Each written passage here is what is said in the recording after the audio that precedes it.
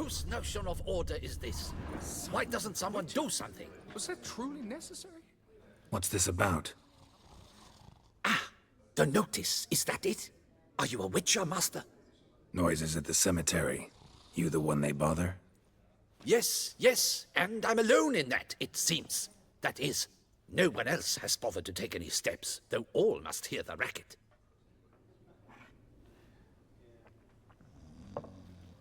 I took the matter up with the ducal guard.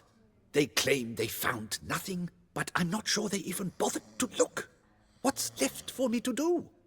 Should I sniff about the cemetery myself? The noises, they pretty regular? Each night. I live next door. I hear it loud and clear, as if through a horn someone had stuck in my ear. Ah! Hawk! Ooh! Firk! And then whack! Thud! As if another bear slammed pate first into a cupboard. Know exactly what you mean. Fine, I'll tend to it. Any victims? Someone go missing recently? Or are we just talking noises? No one's come to harm, thank the gods. Why? Do you think it might be a monster? Could be, but doesn't need to, though. Might also be grave robbers, tramps. Remains to be seen. I can't rightly say what would be worse. Whatever the case, Godspeed, master.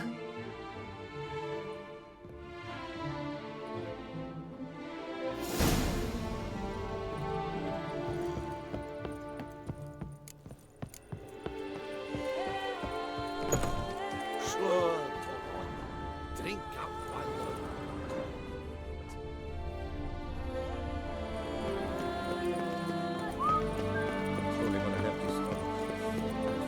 A billion blighted barrels! Home awaits a challenger. His tongue as devastating as his fists. His resources, big witcher. Surely you've techniques you'd care to test and demonstrate. Do you wish to jump in? Considering it. So you're not surprised. Consider this as well. Here, intellect counts as much as strength. You see, Mancomb is no ordinary fighter. Mancomb? First I've ever encountered that name. One should never judge an opponent by his name. Master Mancomb is a saddler, though a valiant one at that. His blows are as fierce as his riposts are sharp.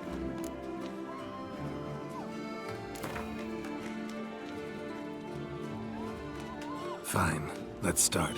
Oh, my knees quake like a carnival rattle. Let's get on with this ridiculous battle. I'm a top taunter, the best around, not one to be beaten by some inbred hound. Fancy insults, not my thing. No other more effective means.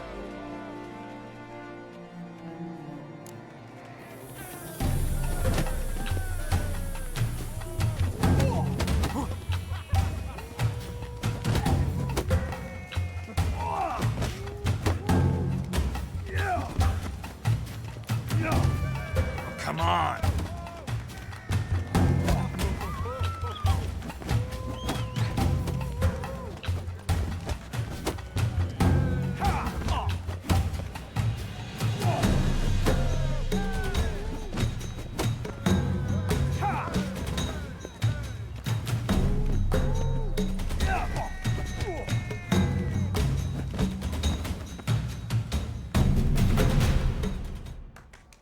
Though a man of few words and even fewer jests, the Witcher is ever a fighter. Geralt has vanquished Mancomb. 2 more champions to defeat before you can challenge the Maestro. Still Waters is to be found in Oatville, not far from Mountebank Alley, while Colossus fights in the largest courtyard in San Sebastian.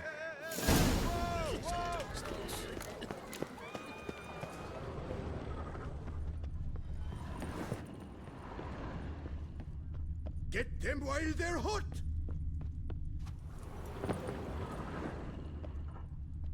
What now? Boring. Can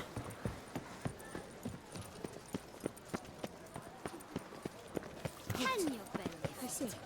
I was to get a new coif from Jean Louis Life in Beauclair can be quite Come to me, please. Approach. That's always It free. was empty, yet the salon was unlocked. That's fair.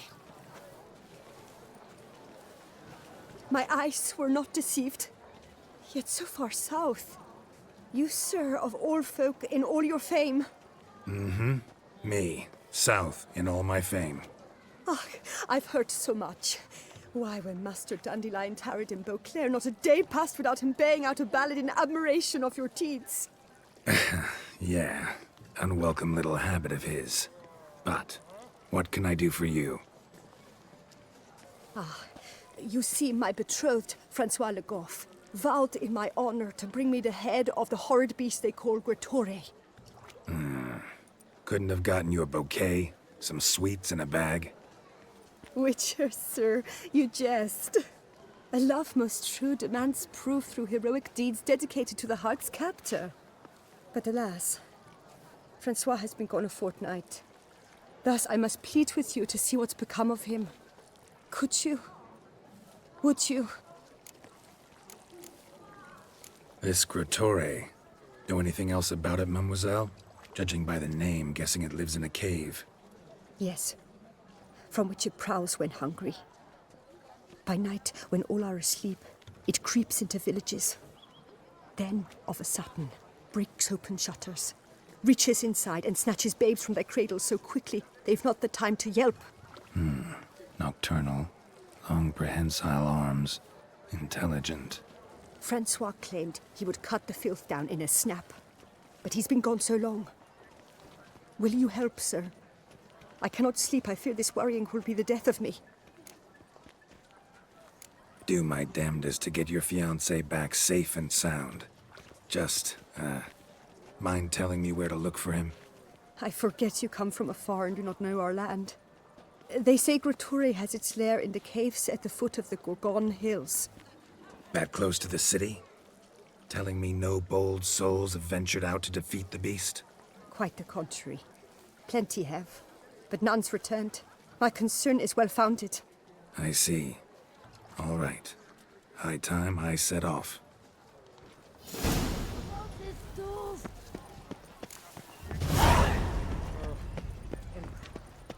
To you, Witcher.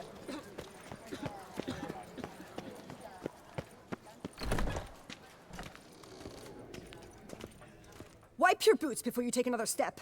Don't slurp your food. Don't eat with your hands. Don't pick your teeth with your knife. What? Oh, I'm just jesting. You, sir, clearly were not born in a barn. Welcome to the pheasantry. The best auberge in all the duchy. What are you serving up today?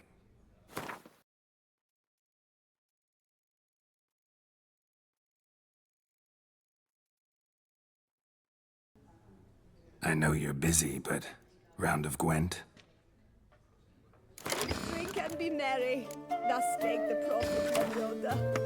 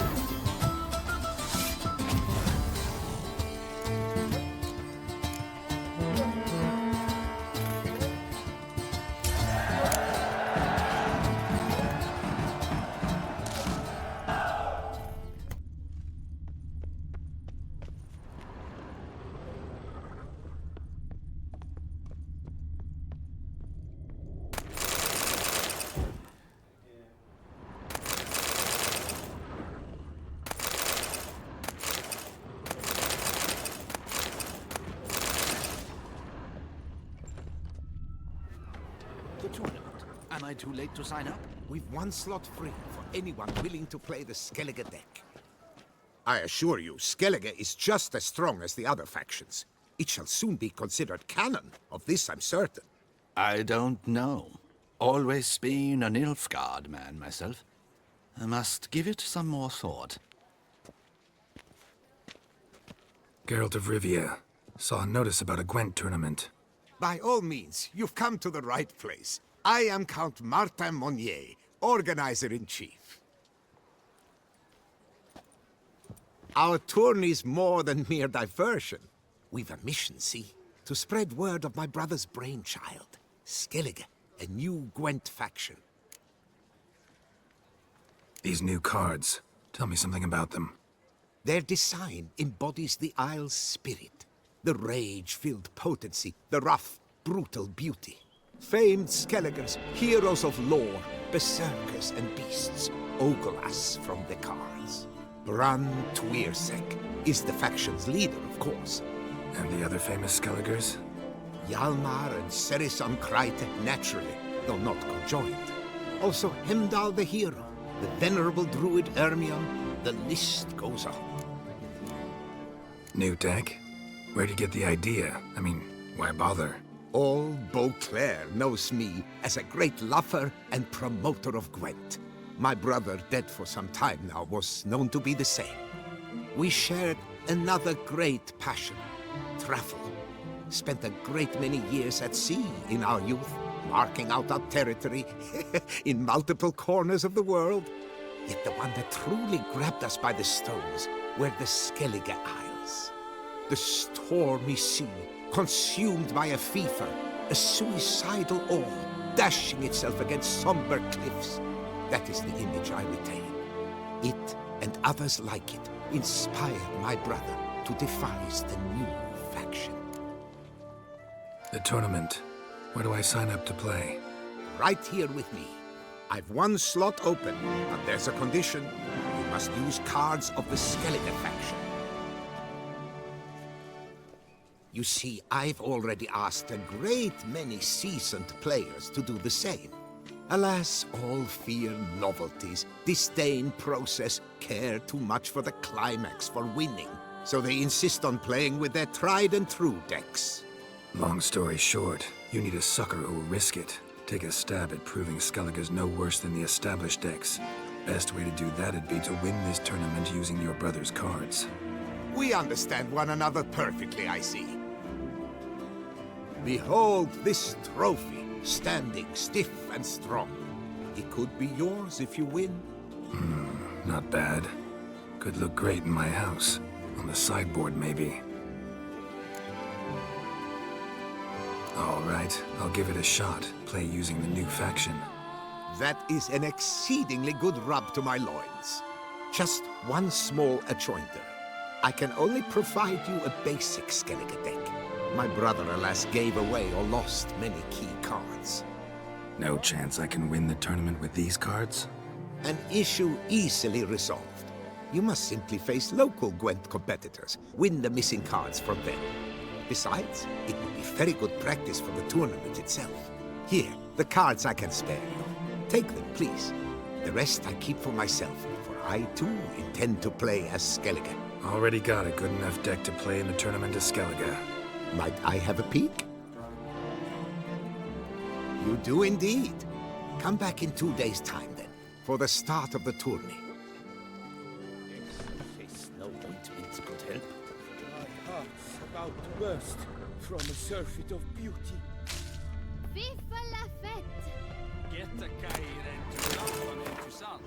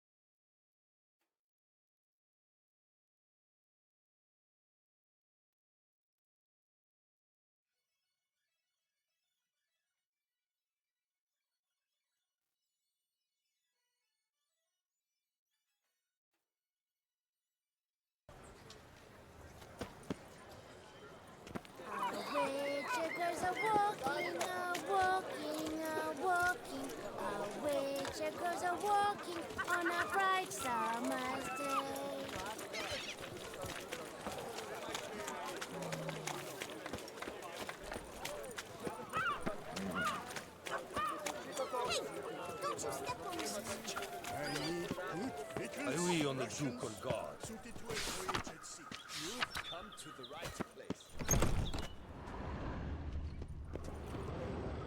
Sausages, hams, pates! Fine. Show me what you got.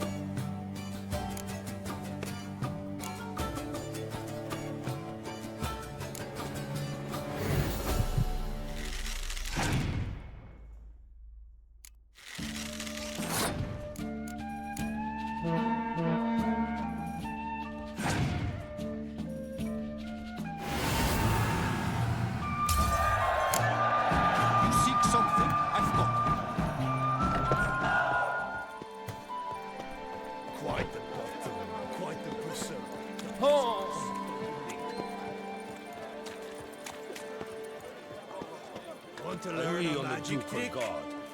It's called Faff Off. The Duchess summoned him. I wonder what for. Step into my parlor, my good sir. What brings you to Toussaint? Tell me. Let's call it business. Ah, then. A professional journey. Nothing but work, tension, unfamiliar beds. One needs a way to relax at times. Perhaps my girls could help you.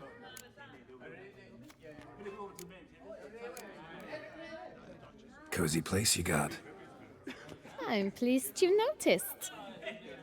You see, when I had set aside enough to found my own establishment, I wished it to be not a bawdy house, but a bawdy home. A place where patrons would not simply come, drop their hose, then flee as soon as the girl rolled over. Here, the sheets do not reek of sweat, the beds have no bed bugs, and the wine is not watered down. It is a place where one longs to linger, to chat sprawled in a comfortable chair, to light a pipe, all after paying a modest fee, of course. Wanna let loose, enjoy myself. Of course. Talk to the girls. I'm certain they will do all in their power. And it's quite a lot, believe you me. Welcome, welcome. So good to have you back. Interested in the unusual. Got a special request. Just need to keep this between you and me. You know well I shouldn't. Hey, who cares? How might I help? Gwent. You play?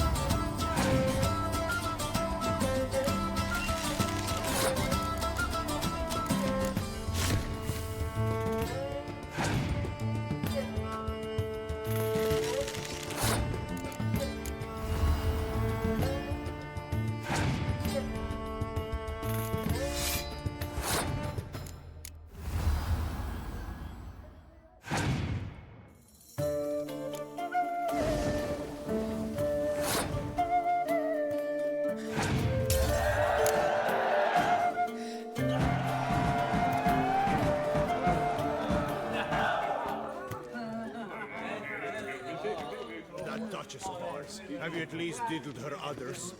Time is no cock. It keeps going.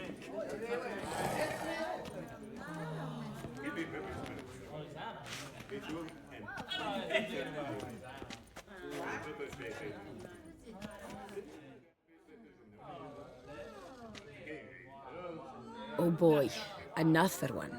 What's that? Another what? Did Madame Isabel mention role-playing costs extra? If you wish to play at being a witcher, then... Misunderstanding, I'm afraid. I am a witcher.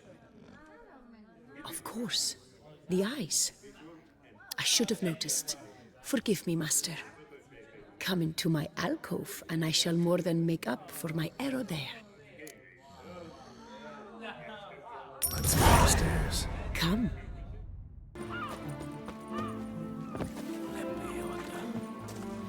Where only my spirit is willing as my flesh. What are you selling exactly? Top quality dyes. Guaranteed to produce intense colors that never bleed. None for me, thanks. What do you mean? Even the best warrior must look kempt, care for his appearance. For example, he might favor bright colors to stand out from the crowd, or dark to slip unseen through his lover's window by night. Usually focus on armor's other attributes. Color's not so important. But I guess there's some sense to what you say. There certainly is. Please, peruse and purchase. You shall not be disappointed. Dyeing clothes a popular service around here? Never come across something like this before. For in the north, all is grey, drab and muted. Quite the opposite to Toussaint. Here, look around and you will see the green of verdant hills, the deep blue of the lake, and the blood red of Wight. It's no wonder we love her dyes.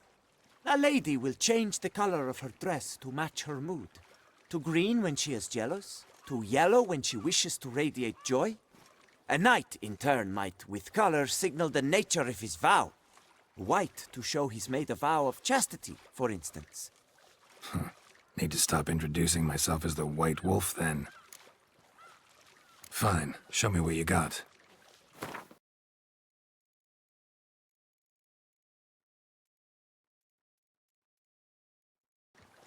Gotta go. So long.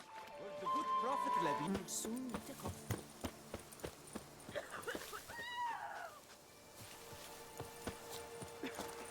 You've the look of a knight. Over there, monsters have come. That stench.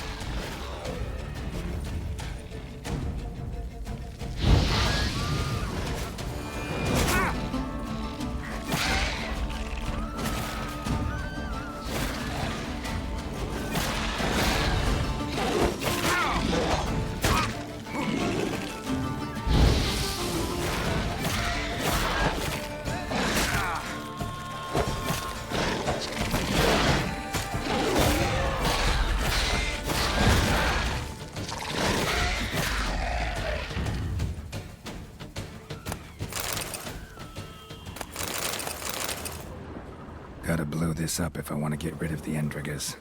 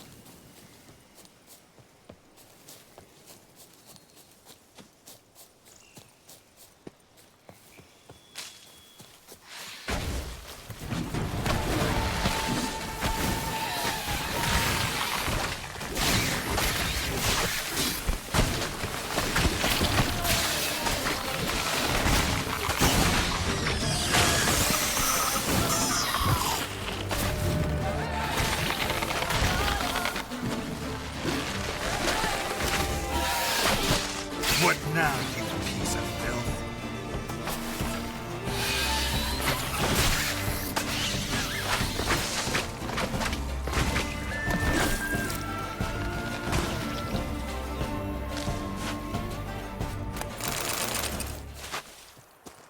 Archaspores will sprout again. Should destroy the area if I want to get rid of them for good.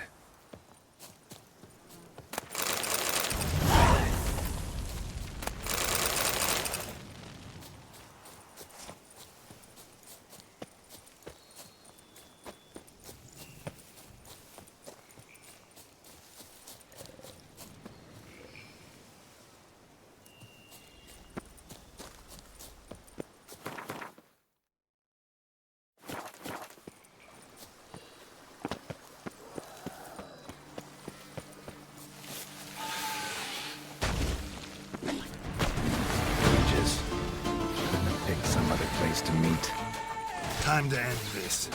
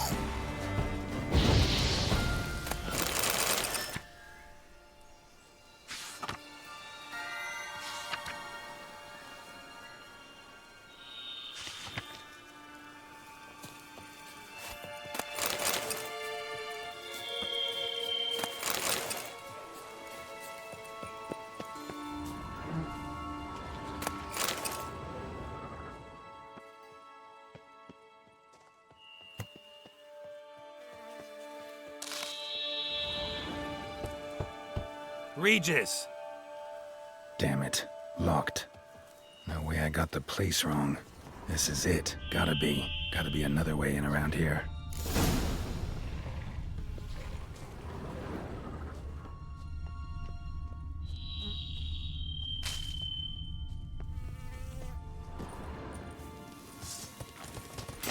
Not good. Viking wars. Victuals aplenty around here.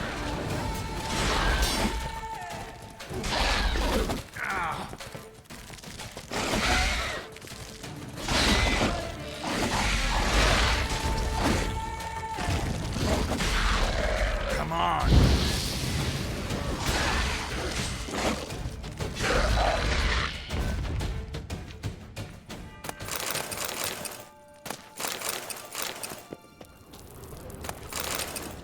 Decaying bones. Kikimores must have tunneled into the grave. Kikimore eggs. Need to incinerate these to ash. That's some stench.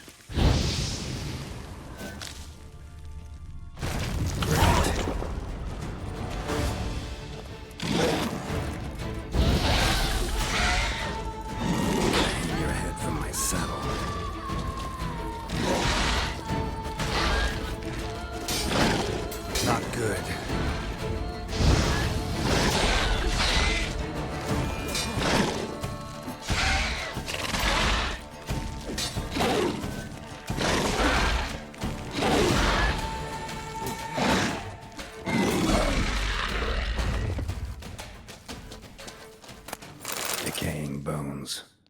Kikimores must have tunneled into the grave.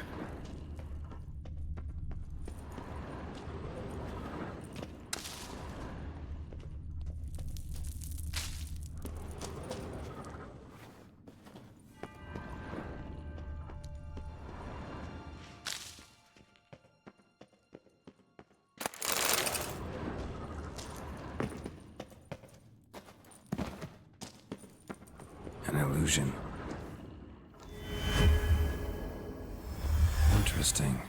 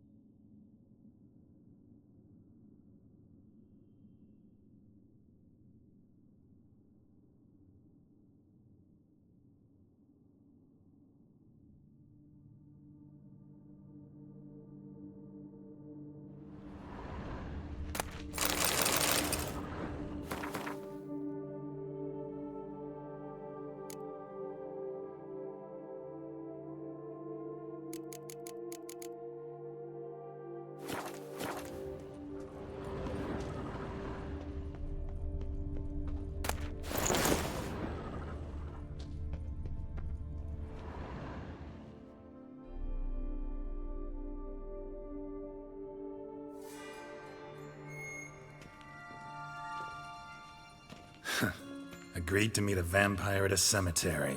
How much more cliché can you get? Nothing comes readily to mind. Could have left the door unlatched. What of my privacy? I value it rather deeply.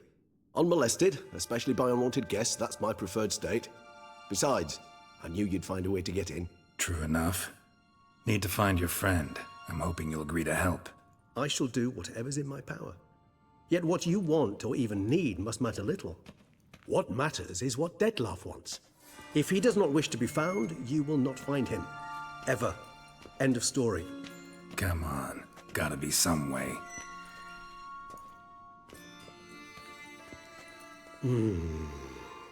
Vampires can evade detection by the senses, and no divination magic works on us.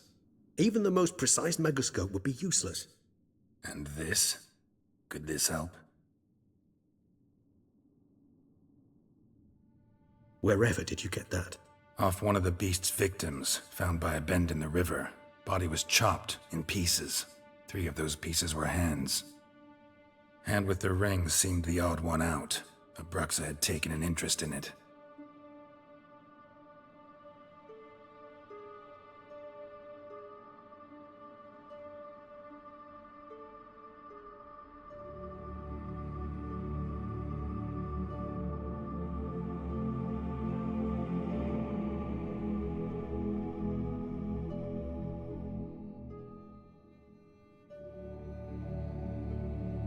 It's Dettlaff's hand, without a doubt. It will do splendidly.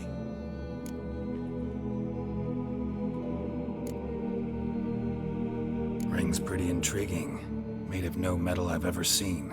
And the ornamentation. It comes from our home, where we lived before the conjunction of spheres. It's actually mine. I received it from a dear old friend. You might call him a humanist. He saw us vampires as guests here. Guests who owe their hosts, meaning you humans and the elder races, respect. Respect? Meaning not to treat us like cattle to be slaughtered for food? Precisely. And the reason why I, in turn, gave it to Dettlaff. To remind him of the ideals my old friend championed. The hand. What do you plan to do with it? You've heard of Kovinaris' theory of tissue memory retention. Rings a distant bell.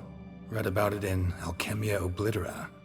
There's a copy at Kaer Morhen, tattered, nearly disintegrated. But if memory serves, Kovinaris never managed to prove it worked. He did prove it, just never managed to publish his findings. He and I corresponded, you see, after we became friends. Thus, I know he completed his research and performed the first tests. It's complicated, so without delving into details, it is possible to use any piece of tissue to reconstruct what a whole body experienced. How's it work? We need any special equipment? We must brew a decoction which Kovinaris gave a rather poetic name, resonance.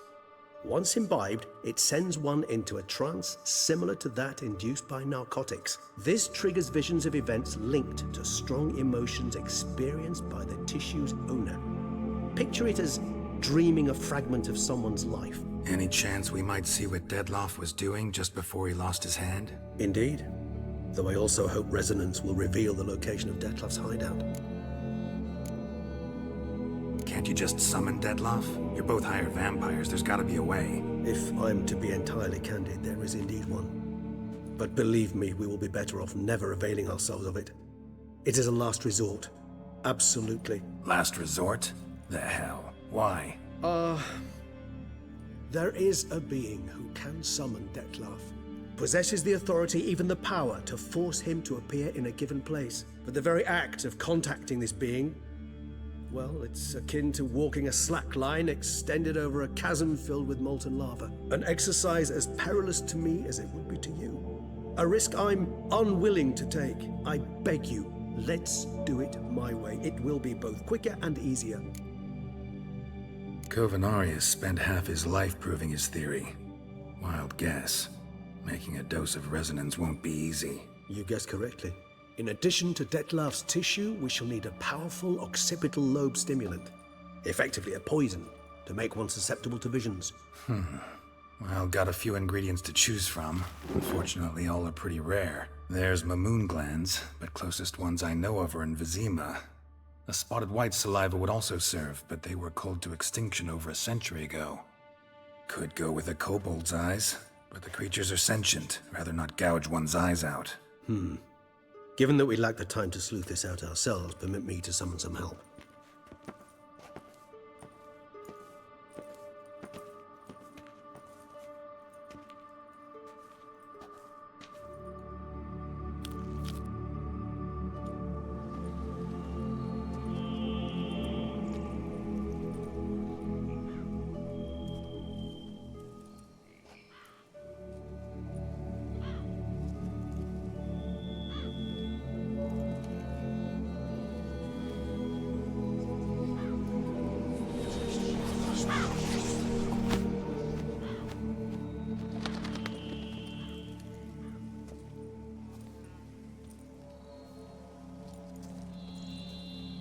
What was that? A raven? Rather a common sight at this latitude. Very intelligent fowl. I asked him to look for the creatures you mentioned. Him and his brethren. Perhaps they'll find one in the area, and I would hazard that a flock of ravens will spy any said creature faster than a solitary witcher would. With all due respect to your skills, my friend. It will take them some time, nonetheless, so perhaps you'd care for a snifter of mandrake. Rarely say no to a snifter. Sadly, this is but a weak infusion rather than a proper distillate. Even better. I remember your mandrake hooch. Made people say things they'd have rather kept to themselves. Now, what could Geralt of Rivia prefer to keep to himself?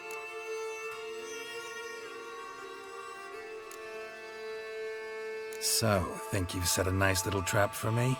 Sorry. Wanna get me to confess? Gonna have to try harder. I love a challenge. In that case, my ears are cocked. What must I do? How about you get the ball rolling? Reveal one of your secrets. Vampires, intriguing creatures, must lead fascinating lives. Anything in particular interest you?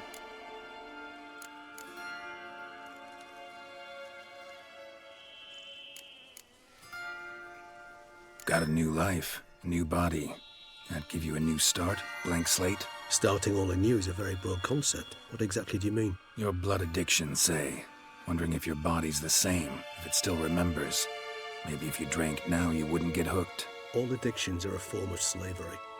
Re-addiction's not a risk I'm willing to take, just to test a hypothesis about corporeal regeneration and whether propensities carry over. Fair enough. Curiosity, that's all. Sorry. Not to worry, Geralt. Curiosity is a natural reaction under the circumstances, apart from which I've always valued that trait in you. Curious what you did after you were reborn. As I'm sure you can surmise, but first I was thoroughly absorbed with recovering. As it is, I've still not recovered completely. Yet I was so weak the first year that I could not stand or move on my own. Dettlaff bore my weakness bravely, showed great patience. If not for him, I wouldn't be here, and I'd have regenerated far slower. Once I could at last stand unassisted, I set off for Bruges, for my one-time home of Dillingen. There I led the peaceful life of a rural healer and surgeon, enjoying my neighbours' respect and, in fact, constituting the exact opposite of the monstrous vampire the populace imagines. Bruges, you say? Rebirth make you sentimental? Perhaps a dash. But what of you? Where have you been? Ever find your Cyrilla? Back then, yeah. But we parted again soon after. And when the time was ripe, she came back. Defeated the Wild Hunt together. Ooh. Seems I certainly missed quite a bit while I was absent. True enough. But it's a conversation we'll have another time. Need to know more about you now.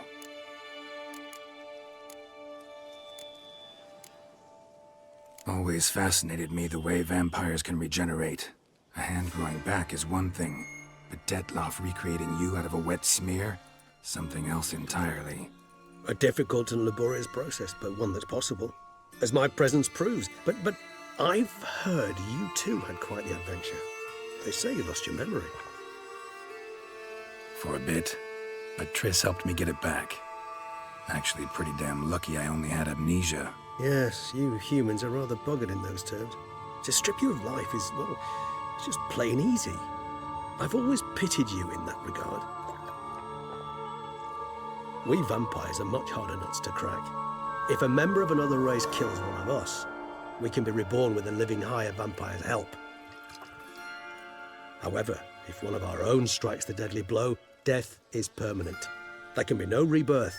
One of the chief reasons why vampires long ago swore never to fight one another. Gotta ask you the big question, one everyone wonders about. What happens after death? You wish me to tell you if the human belief in the gods is well-founded? Well, that I do not know.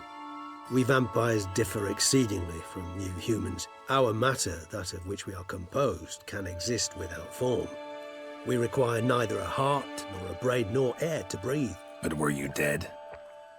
As humans understand death, yes. Feel anything? Understand anything? It's rather hard to explain. I felt something very unsettling. Something I cannot even name, for I did no reasoning. Only after rebirth did I begin to understand that what I had felt was cold and unimaginable fear. If not for Detlaff, I might have drowned in an eternity of icy terror. Can't have been alive then. Sheesh, experience like that must be vicious. Indeed, it's hard to compare to anything I know. Yet you are aware we don't see death as you do. The way you cling to life, we find it entirely peculiar. You are mortals, ergo it's a foregone conclusion. You will die.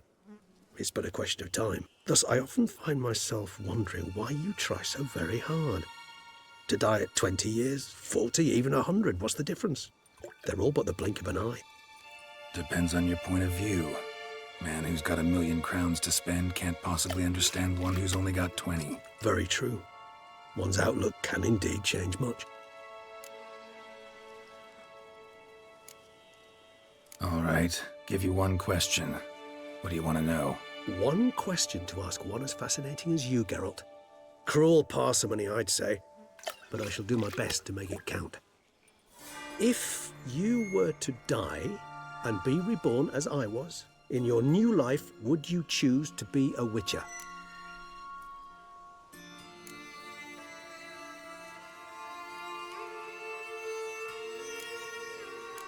See, Regis.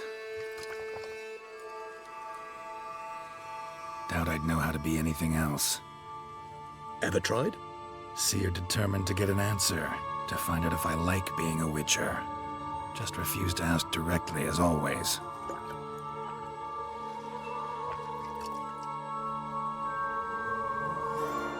I like being on the path. I like picking up a lead, a trail. I like the tension right before a fight. And nothing gets my adrenaline flowing like battling a beast. Even gotten used to people treating me like a freak, an outcast. Yeah, not something I think about much, but I like being a witcher. Thank you for being honest. Honesty is an attribute of the truly brave, and thus a privilege of the very few. Still no sign of your winged friend. Sure it understood what you wanted? Dead certain. Let's wait a bit longer. It'll return soon, don't doubt that for a moment.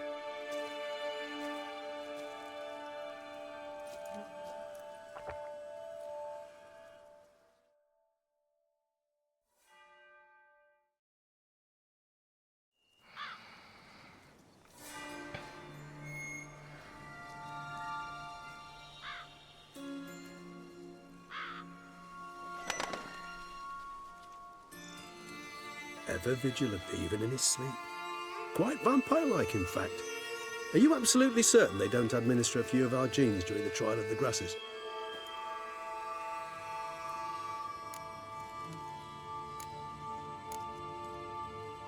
Far as I know, none. Now what you got for me?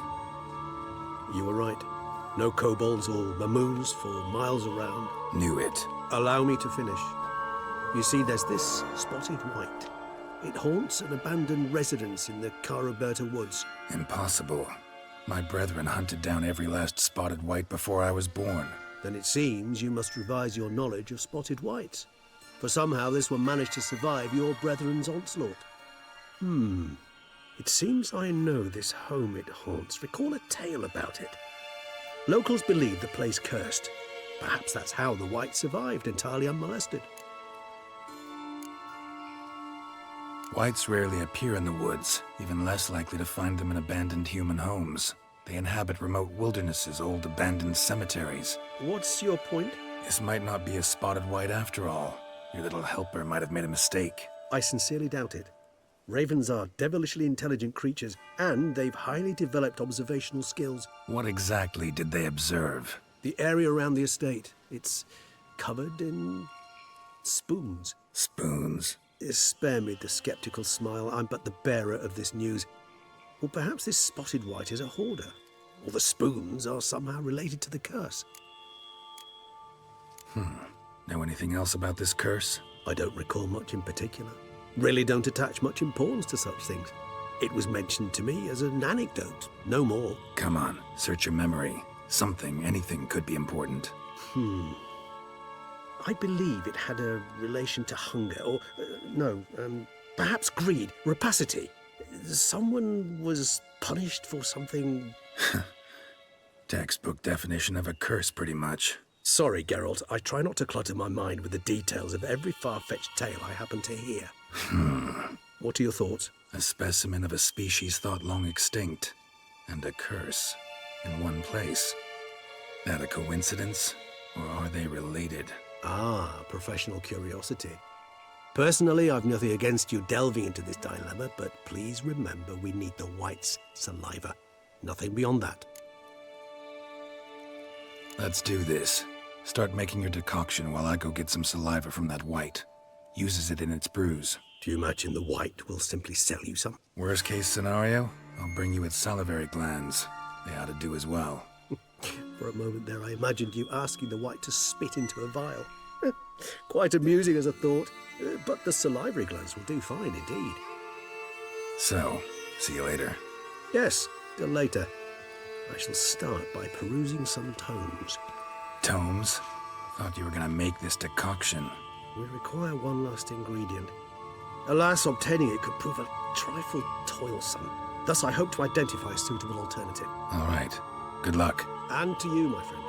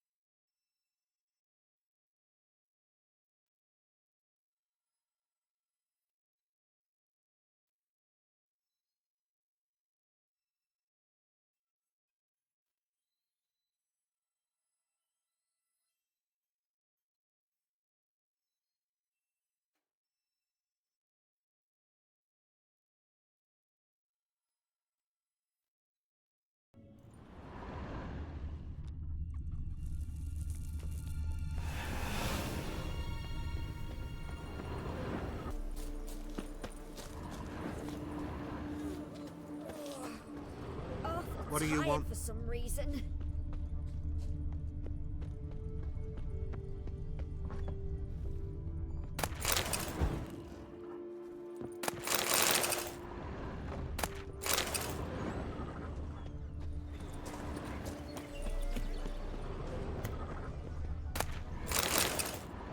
Hey, Fork. Does the word mean anything to you?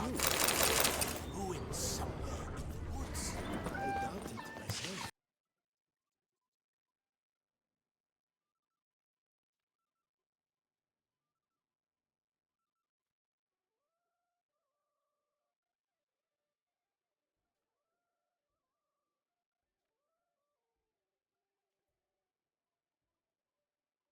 One, two, three. Ready or not, here I come. Bread adds a spring to your step. Wine adorns your head.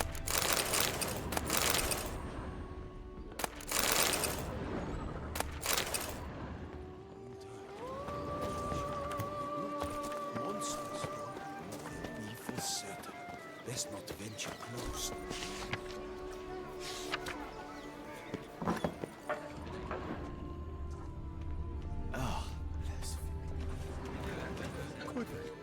Welcome to my humble establishment. What land do you hail from? Been on the road so long, don't know how to answer that. Let's just say I'm from the north. Ah, is it true what they say? About the war, death, destruction all about? Exaggerated. Not by much, though. Oh, forgive my asking, but I family in Eddern, see? So I'm curious. But please, do tell me what I can do for you. Mentioned you have a family in Eddern. Whereabout, if you don't mind my asking? In Vengerberg? You've been there, perhaps? Yeah, number of times. It's the hometown of my... friend, let's say. At any rate, pretty town, Vengerberg. Also didn't suffer too much during the invasion, from what I know. Phew. That is a relief to hear. A weight off my shoulders, I tell you. Show me what you're selling?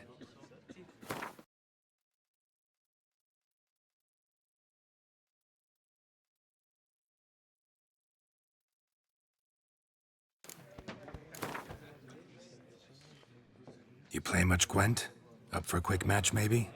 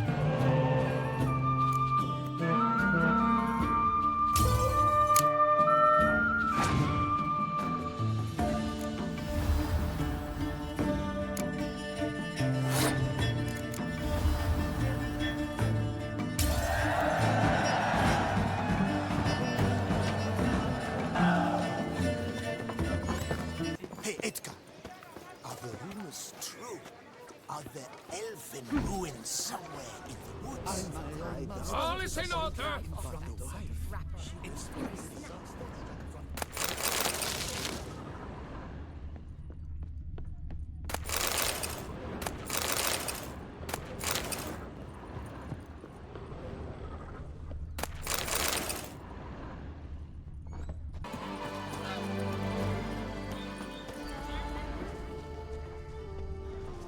Hello, cheers, howdy do.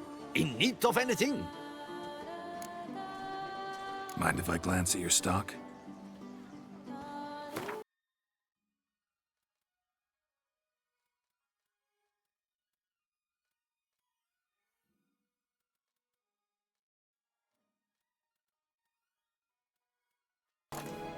See ya.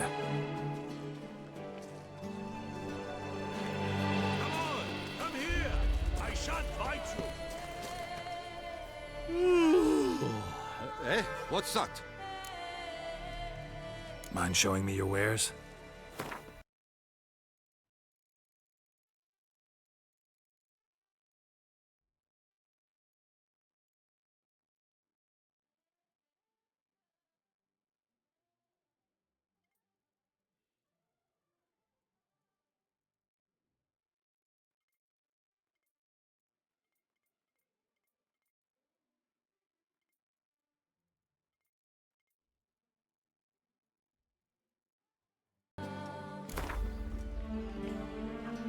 Gwent, interested in a round or two?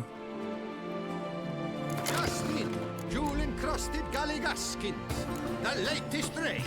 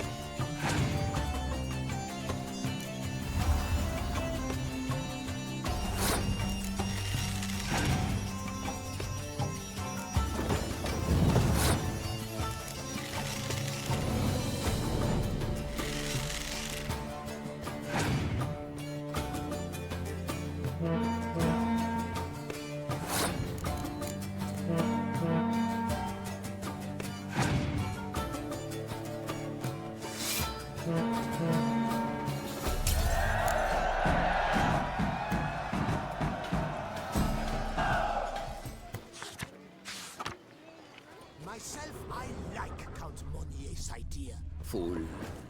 Who needs a new faction? Gwent is an old game. That's its strength. Tradition. Sooner or later, everything old dies. That is why the new must come. It makes no sense to fight it. Say you're right. Still, you think you'll convince the dwarves? They won't listen. They'll just crack your skull.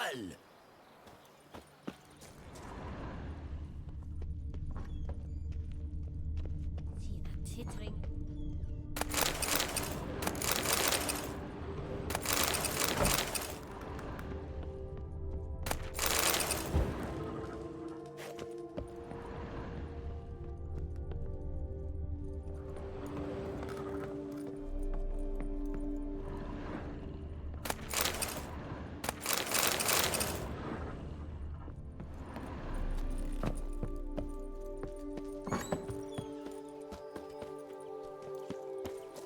Mouth's dry as a stockfish.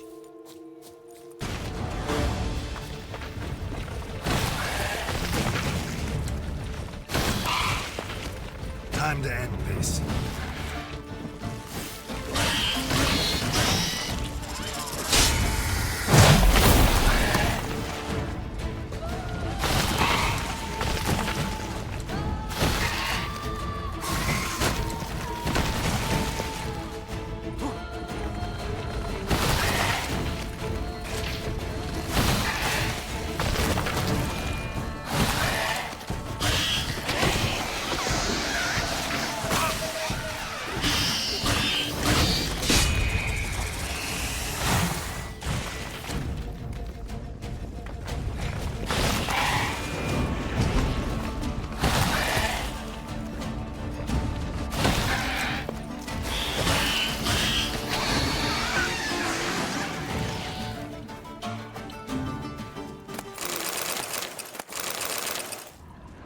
Giant centipede spawning ground.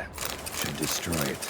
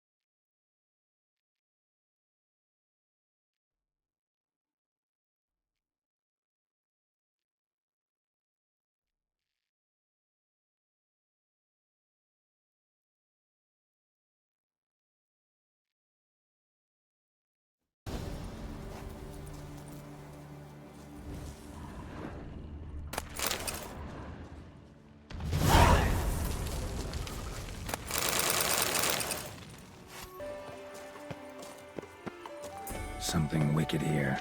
It's in the air. I can smell it.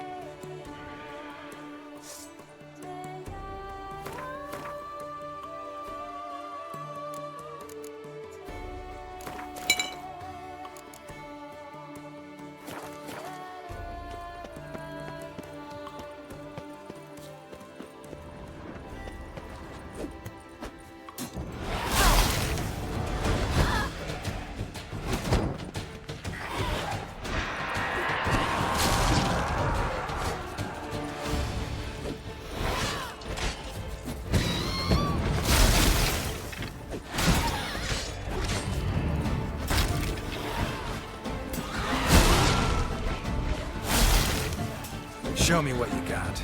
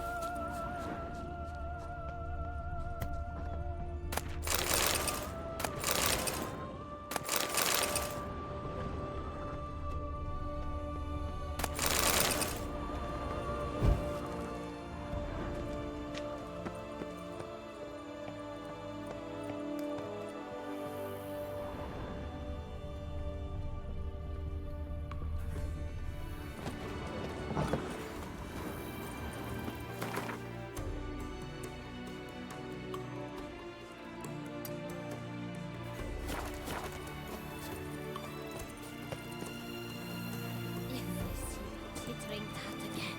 I swear it. I'll scratch her eyes out.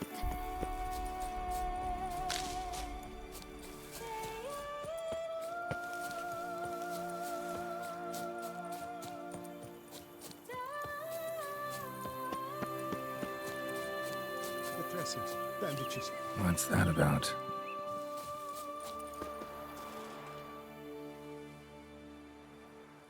The dressings, bandages. Where did I put them? Forget it. Bandages won't do him any good. What? Oh, but he breathed still a moment ago. Mm-hmm. Breathed his last then. Bled to death. Legs broken. Femoral arteries ruptured. Wound like that, you're dead in minutes. Gods. What happened here exactly? I was rolling through, fully loaded, when I heard screams. This one crawled towards the road, then drooped to the ground, lost consciousness. I jumped down to help him, dress his wounds. Then you appeared. Pretty admirable stopping to help a stranger. Truthfully, when I saw him, I considered it might be an ambush. The thought entered my mind, I near decided to crack the whip. But to abandon a man in need, it's simply not the decent thing to do. Decent enough in many other places, believe me.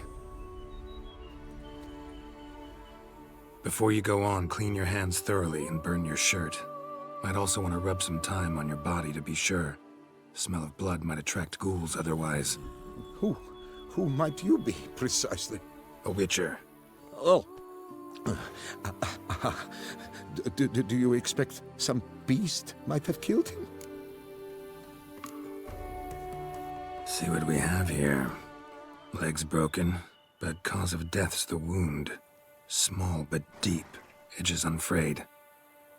Either a thrust weapon or a thick claw. Maybe a wyvern's. Tough to say, and... breastplate's unusual. Dented. And it's got a patina. An antiquity, I believe. I deal in these things, so... what's puzzling is... why did he done it? Not likely to learn that from him. Now to figure out where he came from. From that house, I'm assuming, but need to investigate. Got some work to do. So long. Wait, I will come with you.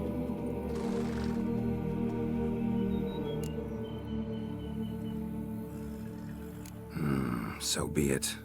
But stay close, keep it down, and don't touch a thing.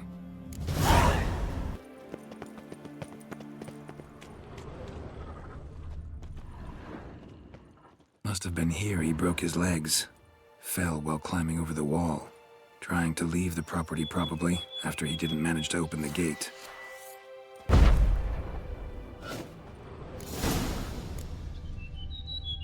Damn it. Good gods. Servant, stabbed to death. Over a dozen blows with a sharp object. Some post-mortem. I cannot believe this is the work of a man. It was a monster, to be sure. Torso punctured with great force. Blow pierced hardened steel. Man on the high road. Breastplate was identical. Throats massacred. One mighty blow. Shield along sides old and dented. Swords ceremonial. And Shay handiwork clearly. Ceremonial bowls. For little sacrifices? Of what? Please, do not say humans.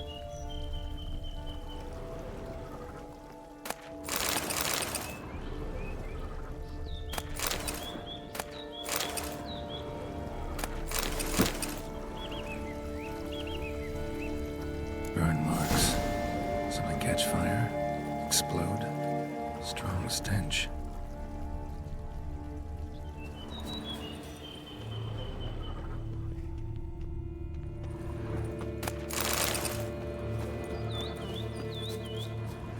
Multiple wounds on the body.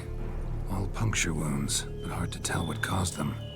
Victim's human, but the attire's elven. Are you certain? How did he come by it? We've so few non-humans in Tucson. Fled, then dropped to the ground to douse the flames. Didn't manage. Burn smells growing fainter. Might have been another luckier soul managed to flee. Doublet scorched. Wriggled out of it, tossed it, then ran on.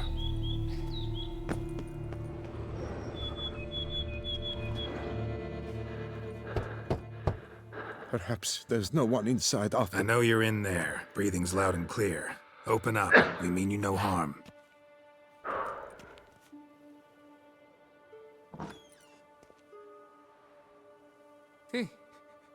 They remain there?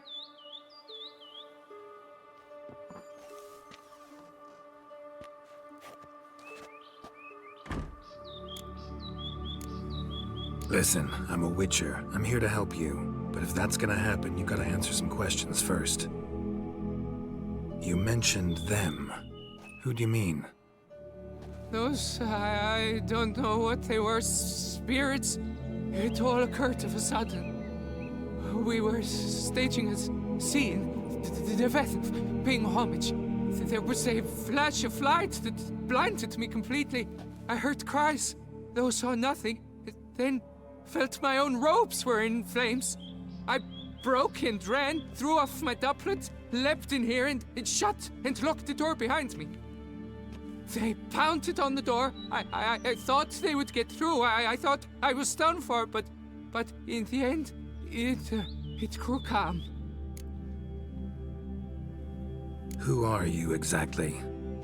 Durant Faucher Plamondon de Savaran, Lord of these lands, and Chairman of the Society of Friends of the History of Tucson. We meet here annually to mark the anniversary of the Elfin Homage, but something like this, why, it's a first.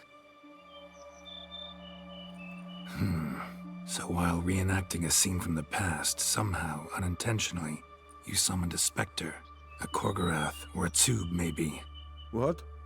What now? Best thing? You gotta do it again, of course. Are you mad? Would you have this thing kill us? No, don't want it to kill anyone. Precisely why I gotta do my job. Summon it again, whatever it is, and tend to it once and for all. Durand, think I can reenact the pledge, the giving of homage, alone? It was a great, momentous event. The surrender of Tucson's last elfin king. You will need at least 3 individuals. You know what I'm gonna ask for. Need your help. But I'll understand if you turn me down. No objections? Good. Let's get to work. Start by clearing the corpses. Got some time. Won't start the reenactment before nightfall. Things of this sort are a lot more likely to work after dusk. One last thing, though. My pay. Don't work for free, you know. Understood. Just keep the danger at bay, and I shall be generous. Through and through.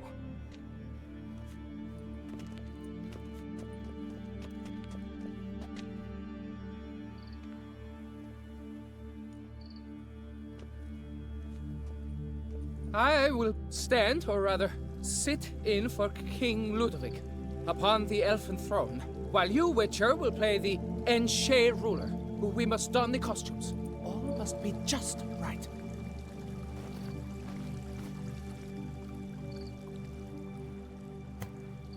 Divethaf, the Elven King, hosted Ludovic in his own palace upon his own throne, amidst the blinding glow of a plethora of torches.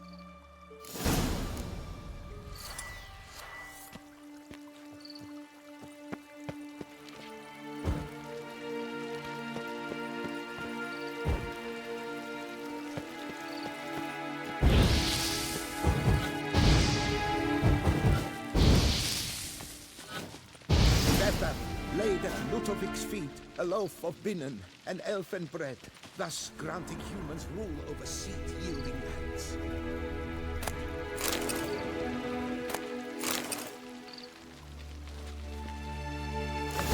Etham filled the ornate ceremonial bowls with elfin wine. Gwinoet, the sweetest blood of the land that had been torn from him. Long last, the Elfin King grasped his sword and shield thus symbolically passing command of his armies to humans.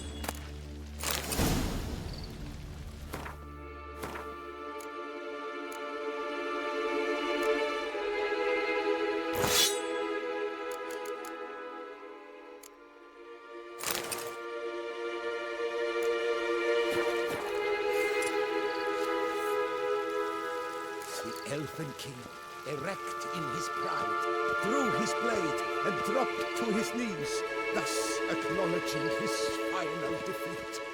Ludovic then spake. I accept your allegiance and shall return in 1 year's time to... Ah! Look! Look! The statues! Impossible! God's mother!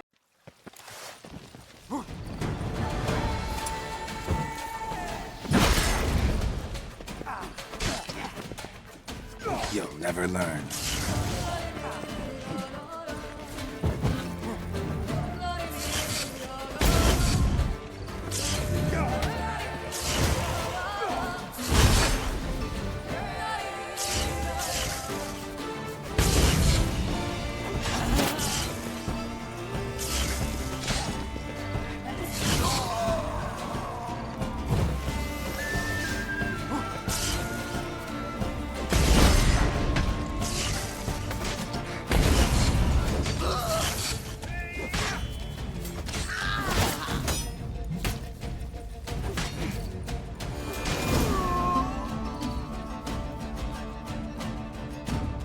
The sculptures, they came alive. By what witchcraft? Dunno. Specialize in killing monsters. Reviving them, not so much. I may know what happened. The statues, you see, once stood in the palace of one Defethov. I acquired them a month past because perhaps I should start at the beginning. This Defethov was to pay tribute to humans, producing statues of this sort each year. Yet he did so but once, for he perished in the massacre of non-humans at the foot of Mount Gorgon in the year 782. It's fortunate he did too, as Defethov had planned Ludovic's downfall, for he sculpted not statues, but columns that masqueraded as such. Columns activated with words said in homage. Columns that would have turned the king and his bodyguards into so much colorful confetti. Typical. Treachery embodied. Elves. Psheh. You're no better. Elves were just defending their territory. You humans took it, but you still weren't sated. Had to cut the elves down, every last one. You? What does that mean? You're a man as we are. Yeah, in a way. Just ashamed to have to admit it sometimes. Your words? They're wrong, Witcher. But I'll not let you leave empty-handed. Take this as your reward. Farewell.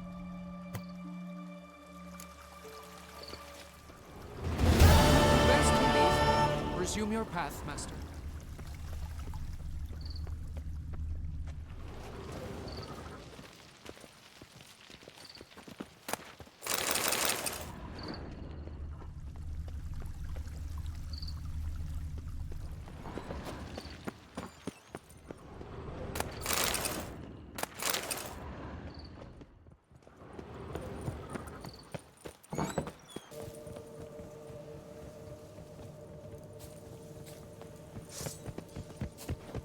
Time to end this.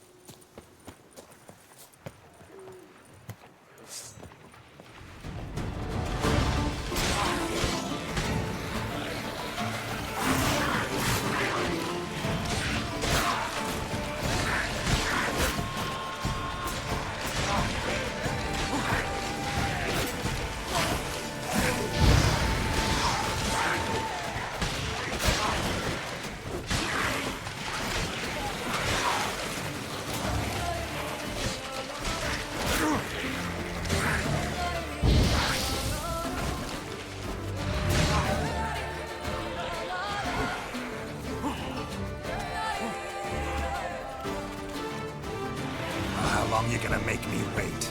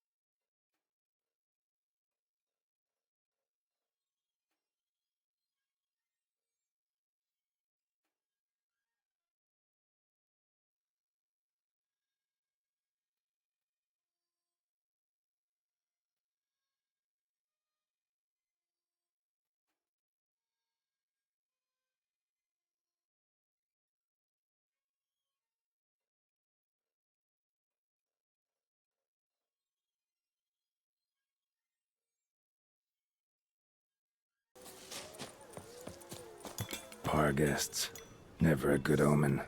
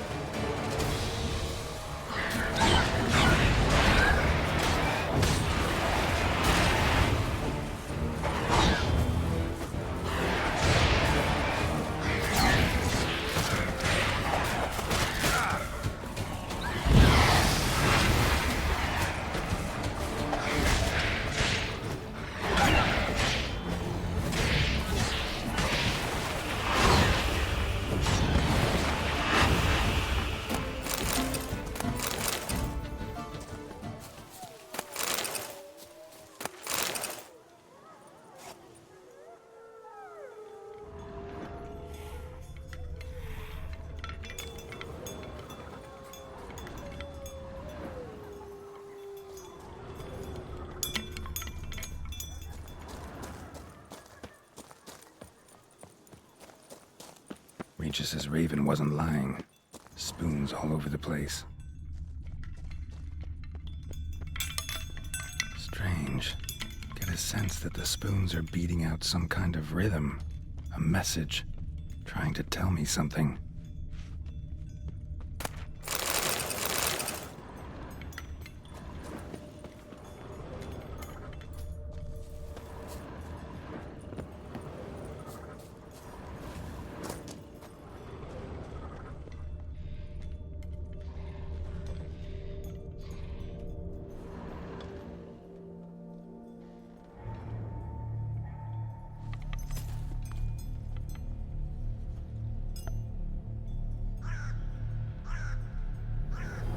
None shall sit and dine with you at your table. No spoon you have shall sate you. Never again shall you wish to spy your reflection in the mirror. Sounds like a curse, all right.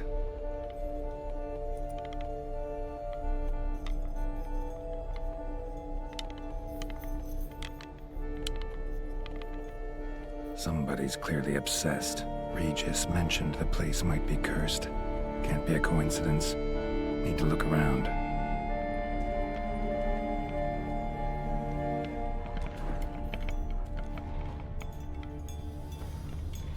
Pigsty. Need to search it thoroughly. Find a way to collect some Wight saliva. Wight's obsessed. A real collector. Thoroughbred. Spoon. Pretty ordinary. Maybe a little old. Spoon's incredible. The craftsmanship. Must have graced a rich man's table.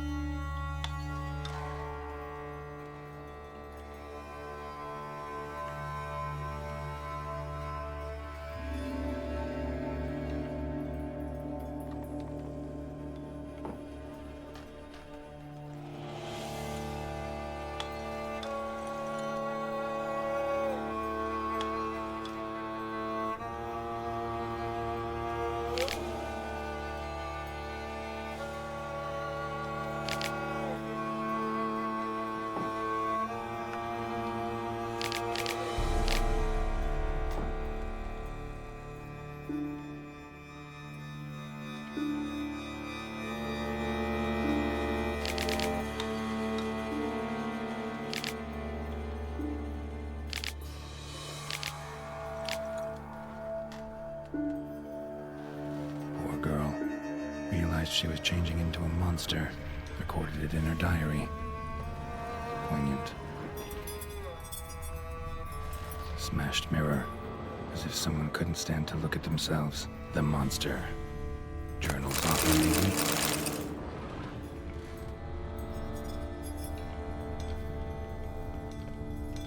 No spoon you have shall sate you. Whatever lives here treated that literally. Still searching for the right spoon. Another spoon. Yep, just as normal as the last one. Skeletons. Doubt they came here willingly. This have anything to do with the curse? None shall sit and dine with you at your table. It makes sense.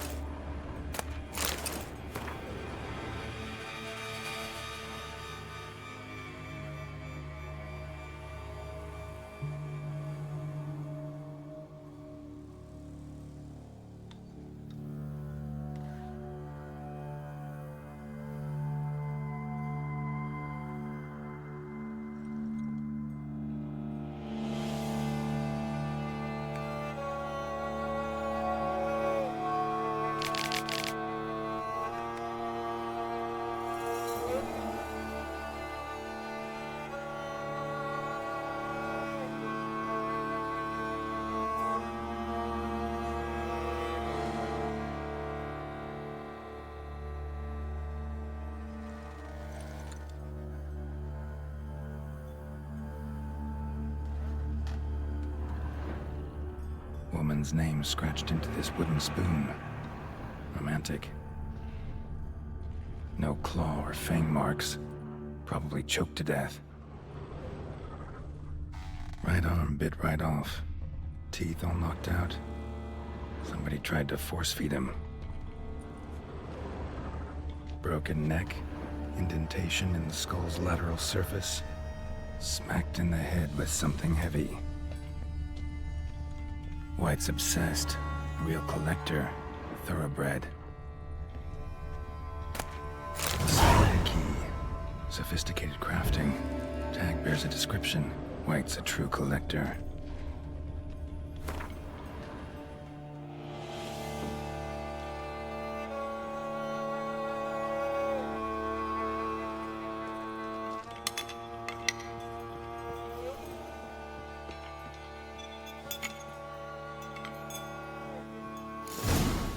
Actually does seem like a Wight's lair. Bit atypical, but still. Cauldron should be somewhere around here.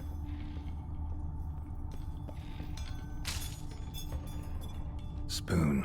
Pretty ordinary. Maybe a little old.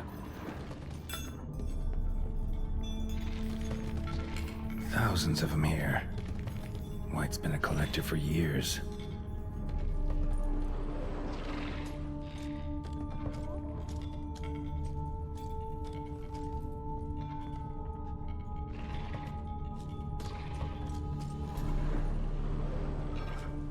Another spoon. Yep, just as normal as the last one.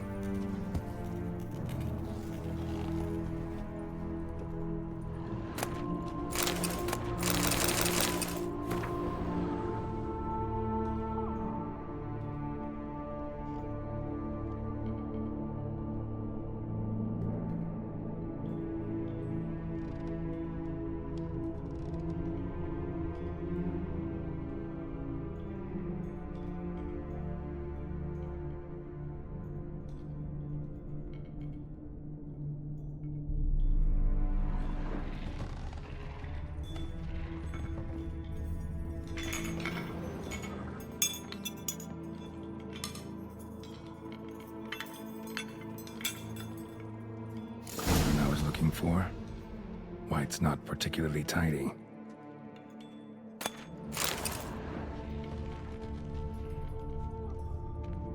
Table set.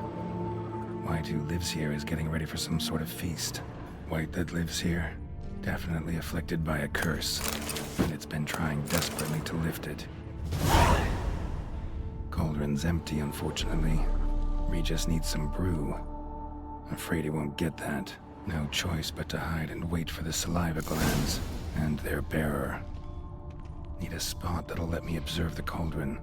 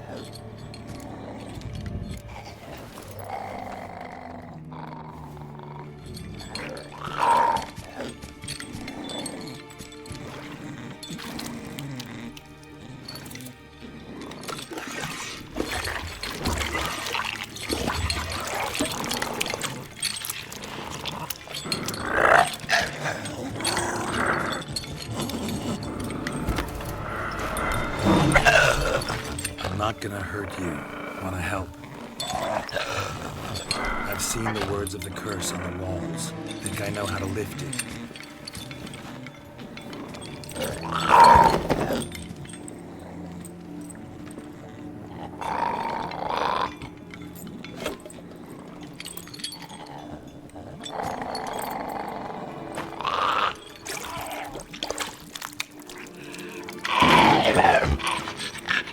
You tried to bring folk here, convince them to sit at the table with you, right? Well, I'm gonna be your guest now. Your willing guest.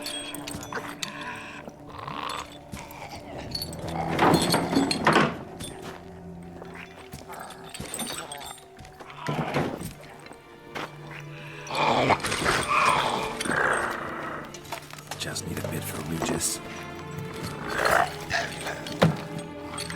And now we'll tend to you.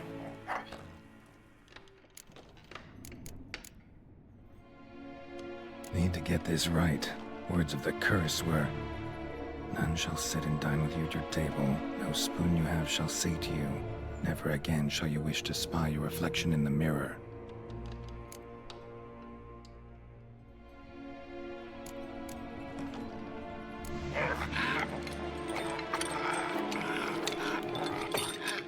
We can't use spoons. No, that won't work. You've been looking for a spoon that would feed you, but there's no such spoon. We need to eat without spoons.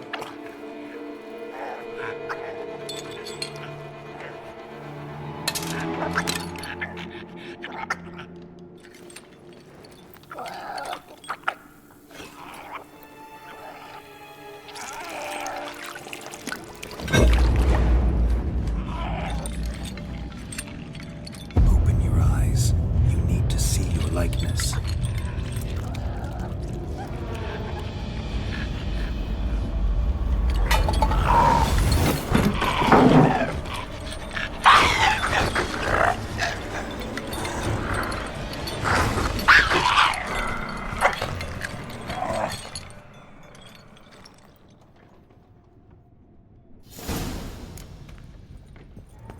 Think it worked. Just not quite like I expected. Need to see what happened to the Wight. Won't be hard to find given its stench.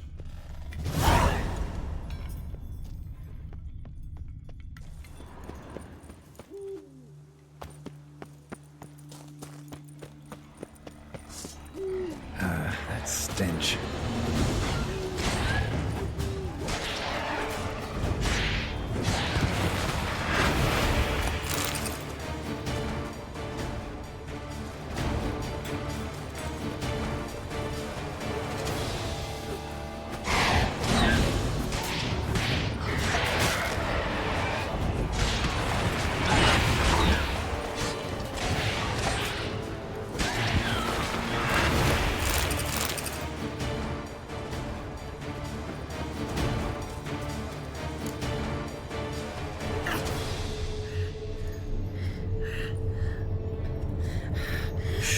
Easy. Not gonna hurt you. Eat. I must eat.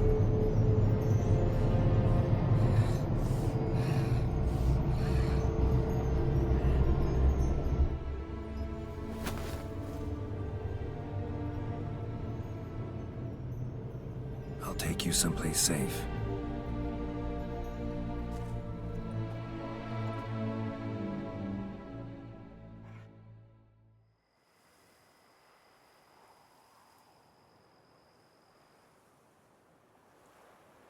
So I took her by the hand and led her here. Seemed the only sensible place for her. You did the right thing, sir. She should recover quickly here. I'm deeply pleased, finally, to make your acquaintance, sir, though I do regret the specific circumstances. In all the commotion, I fear I neglected to introduce myself. I'm Barnabas Basilfolti, and by order of the Duchess, I am to serve as your major domo at Corfo Bianco. Nice to meet you, Barnabas Basil. Love to talk more, but got urgent matters to attend to. While I'm gone, please make sure she gets everything she needs. Don't worry, sir. I shall see to everything. She is safe here and in good hands. She'll soon be back on her feet. Might actually take a while. She hadn't eaten anything in over 100 years when I found her. Horrid. Whatever brought this about? Told me her story on the way here. Her name's Marlena. She was once the very beautiful and proud heiress to the Trastamara estate. One evening, when she was holding a banquet for friends, a beggar came to her gate seeking alms. He had a bowl and a spoon with him. He sat outside her fence and waited. I've heard of the custom. An ancient rite of hospitality that obliges one to give food and drink to such a guest lest he depart hungry. To neglect the custom is to bring great misfortune down upon oneself. Marlena didn't care a whit for the old customs. She drove the man off, saying she'd rather feed the leftovers from her feast to her dogs than to give the beggar anything. The beggar then broke his spoon, cast a curse. She was beautiful, so he said she'd never wish to look at herself in the mirror again. Since she adored feasts, he swore no one would ever wish to sit and dine with her. And as she even refused him the crumbs from her table, he swore she'd never find a spoon in the world that would sate her hunger. A harsh punishment. I imagine lifting the curse was hardly simple. Curses are tricky. They play on irony. Always gotta figure out what the catch is. Marlena had spent decades looking for a way to lift it. Transformed into a wight, she stole spoons and lured folk into her home, trying each time to get them to dine with her. Didn't work. So what did? Someone had to sit down and share a meal with her, of their own free will. They had to eat without using spoons, and make her look at her reflection. That's it? That was all it required? Simplest solutions are sometimes the last that come to mind. Besides, when you're a wight, it's pretty damn hard to find willing human company for a feast. I imagine so. But, most importantly, it is now over. Please, don't worry. She will be in good hands here. Vineyard comes across as a place with a rich history. Know who owned it before me? Baron Rossel, who went bankrupt, forcing him to sell the estate to the Duchess. The Baron, in turn, had purchased it from Monsieur Bolius of the Headsman, a truly colorful man of Kedweni origin. He was actually a headsman? No, not him, but his great-great-great-great-grandfather. Indeed. Apparently, he was a common cutpurse who somehow secured for himself the post of ducal headsman in Beauclair. Went about his work with an exceptional penchant. They say he chopped off more heads than there are grapevines in the ducal vineyards. He never hesitated, not once. Never sliced unevenly, never botched a job. For his exemplary service, the Duke granted him a title and this estate. Monsieur Bolius, on the other hand, was an engineer in his younger years. Once retired, he settled here and took to producing wine. Sadly, misfortune struck, and he lost his sense first of smell, then of taste. Additionally, he could not drink alcohol. His medic forbade it. Shame that. He gave up making wine? Not at all. He made even more of it. Began throwing wild balls to which he'd invite friends from far and wide in order to treat them to his wine and delight in the fact that at least someone could enjoy it. It's the sort of man he was, Monsieur Bolius. Mind giving me a little tour de Corvo Bianco? Not in the least. Follow me, please. I think it would be practical to begin on the hill.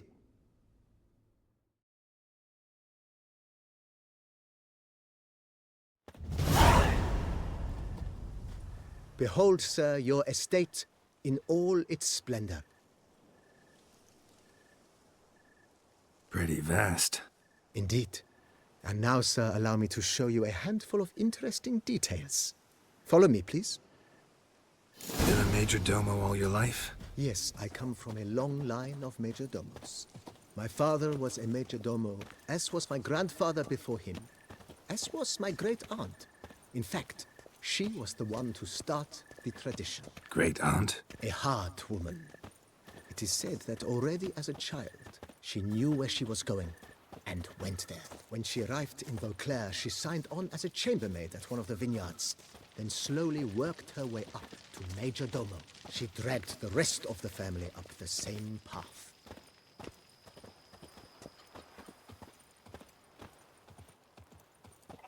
The servants' quarters. I occupy the green home. With the Duchess's permission, I have hired a full staff. Their salaries to be paid from the ducal treasury. Nice of her. Not the most sightly part of the estate, I admit. But I think it's worthwhile for you as master of the domain to know where the help stays.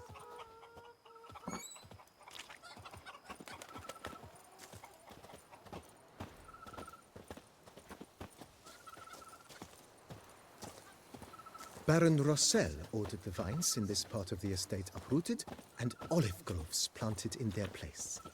They look beautiful, especially come spring. Don't look at all bad now, either.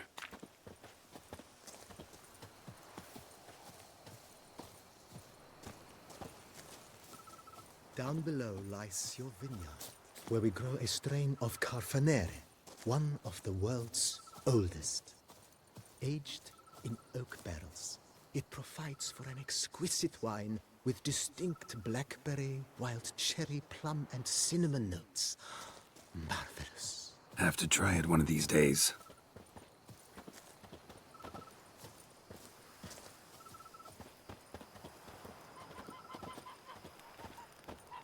Nice well. Picturesque. Yes, though it ran dry long ago. During the raucous feasts Master Bolius held, he would order it filled with wine. There's a tale about a guest attending a Bolius ball for the first time and thus unaware of the custom.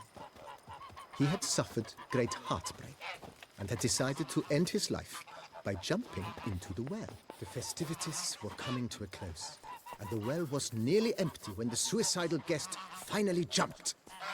Instead of killing himself, he merely broke his legs. To numb the pain, he drank the wine. Drank himself to death? Not at all. When found the next day, he had concluded he'd witnessed twin miracles. The water had been changed into wine, and he had survived. He retired to a monastery in the Dragon Mountains and began preaching the wisdoms of Lebioda.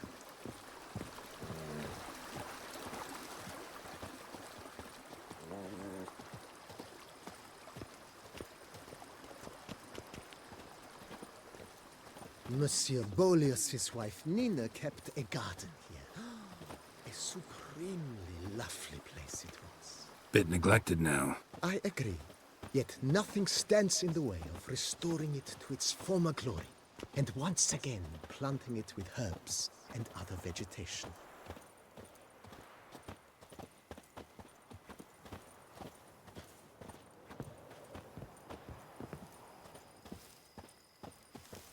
Madame Nina planted diminutive, delicate flowers and herbs here.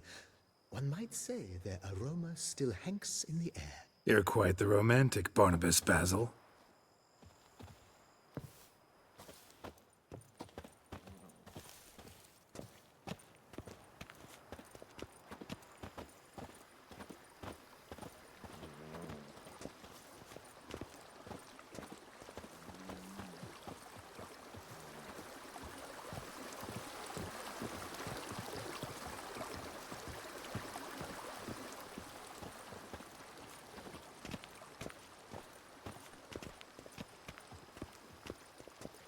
This served as an additional wine cellar in years of plentiful harvests.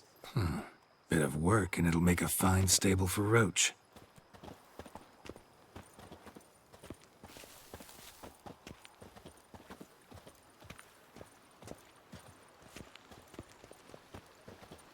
The cellars, voila. During Monsieur Bolis's time, wine was kept here, but Baron Rossel used it to store olive oil as well. I took the liberty of cleaning up the mess, which... I made while fighting the Bruxa. Thanks, Barnabas Basil. Appreciate it.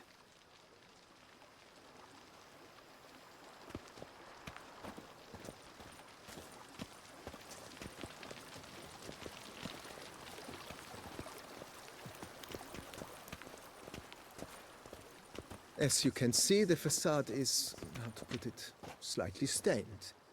But one cannot deny it, a certain subtle southern charm.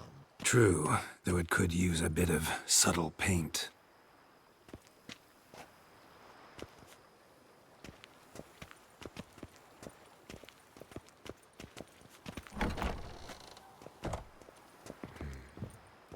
And welcome inside. On the left is the master bedroom. On the right, the dining hall and kitchen.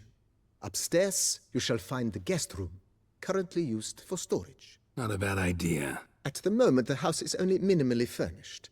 Yet I believe we will, together, devise some innovative arrangements.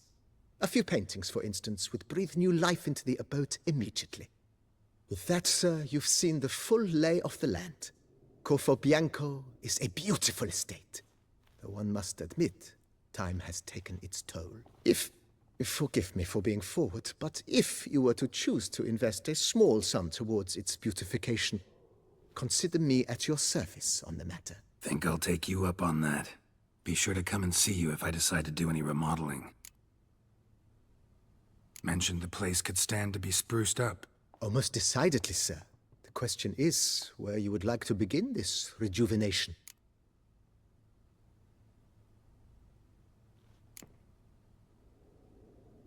Got these spacious grounds. But maybe it's time to make them more... useful. Oh, yes. We certainly should.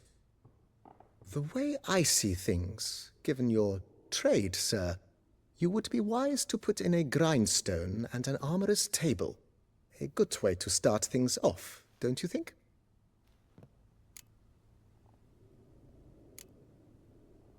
In my trade, my blades get dull pretty quick. Could use a grindstone, professional grade. Of course. No one would consider that an unnecessary extravagance, I would wager. Then send out for one, please. A high-quality stone to be set up in the yard. Of course. I shall send a runner to town at once. I believe you shall be grinding to your heart's content by tomorrow. Will you be needing anything else, sir? My armor needs work from time to time. You know, oil this, reinforce that. Could use a decent work table where I could do all that. Admiral Rompali once hired a specialist who made the finest armorer's tables this side of the Yaruga. I will contact him at once. Good.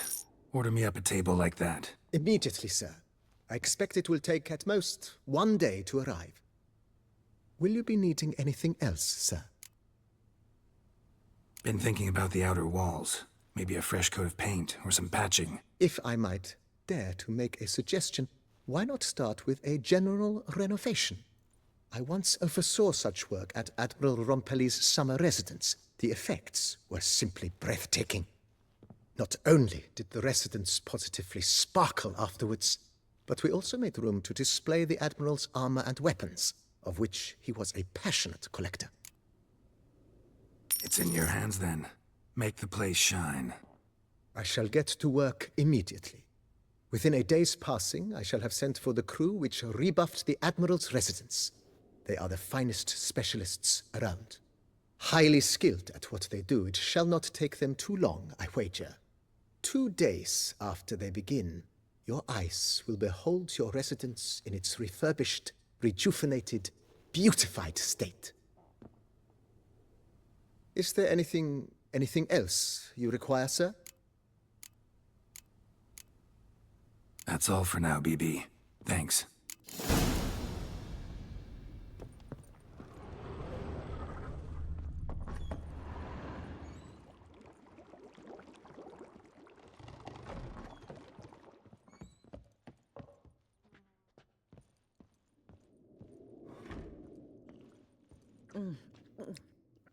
tasty.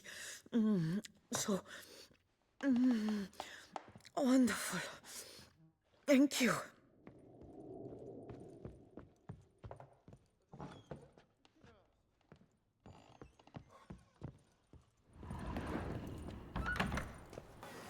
What was that?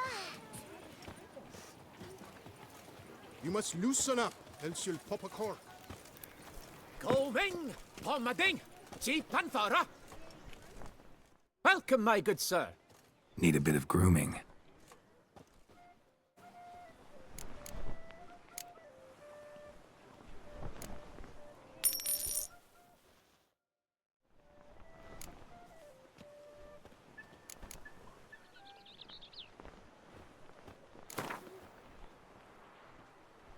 Gwent, maybe we could play around.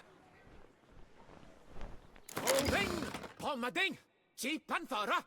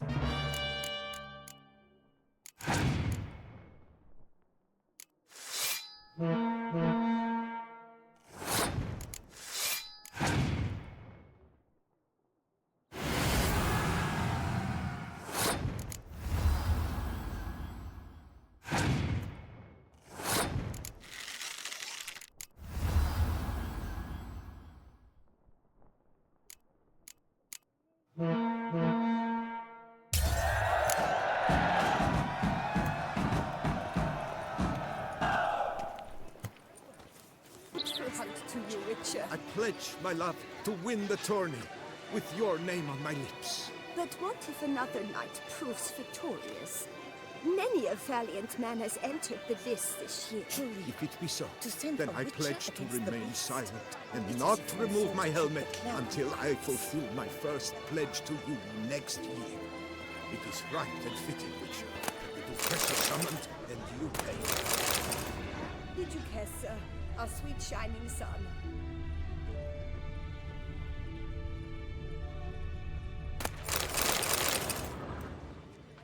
Can I help somehow?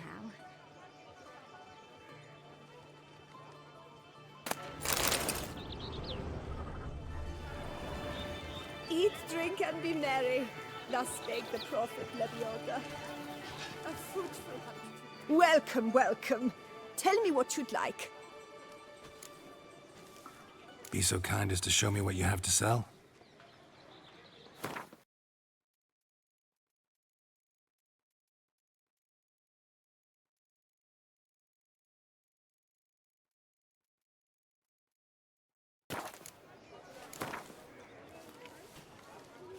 A round of Gwent, maybe?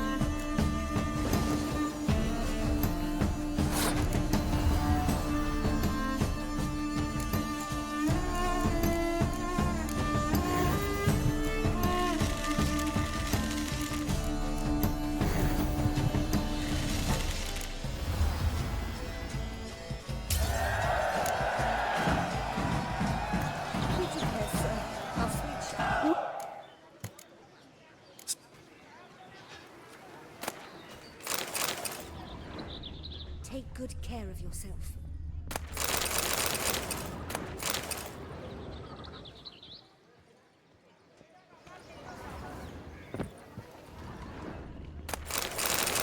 Witcher, good luck on the path.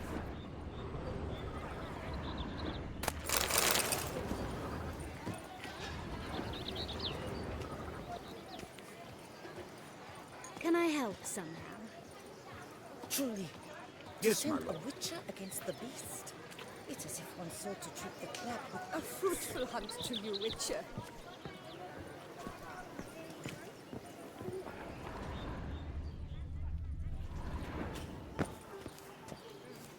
Breed and lust trump honor. Wisdom lies stripped of all that is noble. Meanness, lords, over generosity, and the valiant have shown themselves cowards. Folk show no This compassion. festival of vanity Thus is the an gods offense have to the no gods. compassion for them. The gods have sent the beast as punishment for our sins. We have ceased to succor our ancient traditions.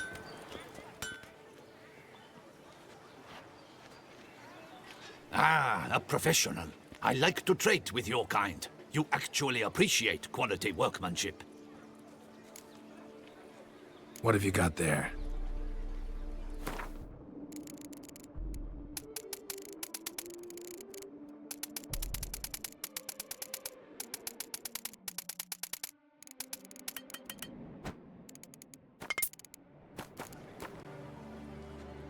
Care for a quick round of Gwent?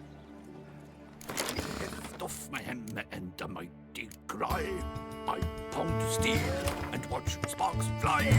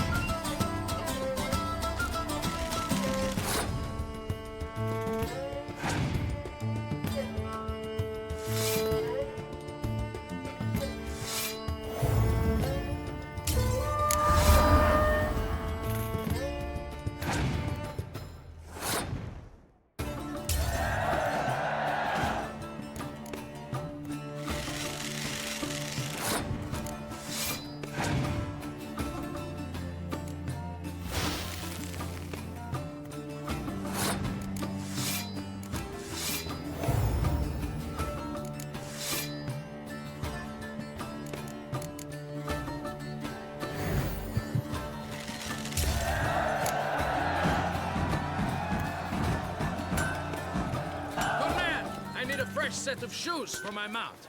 Promptly. At your Yes, service, fellow sir. knight and friend. The racing model is one I recommend. Light, durable, and a mere 50 crowns apiece. I shall pay you double, provided they are ready today. Armor chromed and greft or fluted, whatever your heart's desire. Let's see what you got in stock.